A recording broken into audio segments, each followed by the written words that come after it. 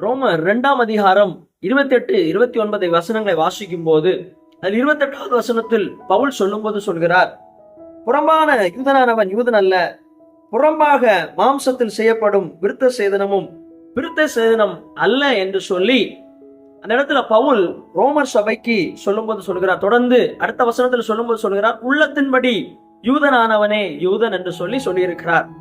நம்ம இன்றைக்கு வாழுகிற உலகத்துல கிறிஸ்தவ வட்டாரத்தில் பார்க்கும்போது அநேகர் வெளிப்புறமான அனுபவத்தை வைத்து தீர்ப்பு செய்கிற ஒரு காலத்திற்குள்ளாக நாமும் காணப்படுகிறோம். அந்த நாட்கள் பவுலுடைய காலத்திலேயே அப்படிப்பட்ட சூழ்நிலைகள் காணப்பட்டிருக்கிறது. சபையில, ரோமர் சபையில அநேகர் புறம்பான ஒரு யூதன் என்கிற ஒரு அடையாளம் இருந்ததுனால, விருத்த சேதனம் காணப்பட்டதுனால, அதன் மூலமாக அவர்கள் நல்லவர்கள், அவர்கள் தேவனுடைய சமூகத்தில் சேர தகுந்தவர்கள், தேவனோடு நெருங்கினவர்கள், சீக்கிரமாய் தேவன் கடந்து வரும்போது எடுத்துக்கொள்ளப்படுவார்கள் என்கிற அப்படிப்பட்ட சில தவறான நம்பிக்கைகள் உலாவினதுனால தான் பவுல் ரோமர் சபைக்கு எழுதும்போது எழுதுகிறார், உள்ளத்தின்படி யூதனானவனே யூதன் என்று சொல்லி எழுதுகிறார்.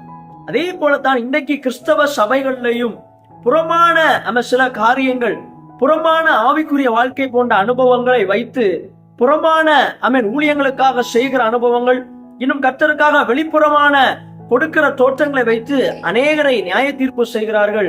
இவர்கள் உண்மையான கிறிஸ்தவர்கள், இவர்கள் தேவனை உண்மையாய் பக்தியாய் கர்த்தரை பின்பற்றுகிறவர்கள் என்கிற பிம்பத்தை இந்த உலகம் அவர்களுக்கு கொடுக்கிறது. ஆனால் வேதத்தின் அடிப்படையில் புறமான அலங்கரிப்பு, புறமான வாழ்க்கை வாழுகிற ஒருவன் உண்மையான கிறிஸ்தவர்கள் அல்ல.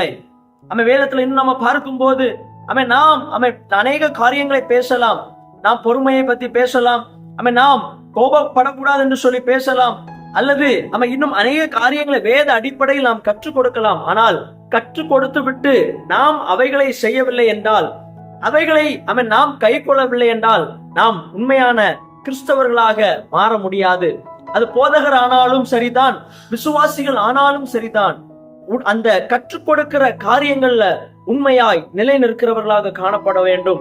வேதத்தின் சத்தியத்தை வெளிப்புறமாக காண்பிக்கிறவர்களாக அல்ல, வெளிப்புறமாக ஜெபிக்கிறவர்களாக அல்ல, வெளிப்புறமாக வேதத்தை வாசிக்கிறவர்களாக அல்ல, அதை உள்ளான நிலைமையிலையும் கை கொள்ளுகிற ஒருவர் தான் உண்மையான கிறிஸ்தவர்களாக காணப்படுகிறார்கள்.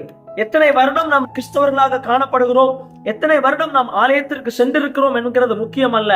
நாம் செல்லுகிற ஒரு நாள் ஆனாலும் தேவனுக்கு முன்பாக உண்மையும் பயபக்தியுமாய் காணப்படுகிறோம் என்கிறது தான் முக்கியம்.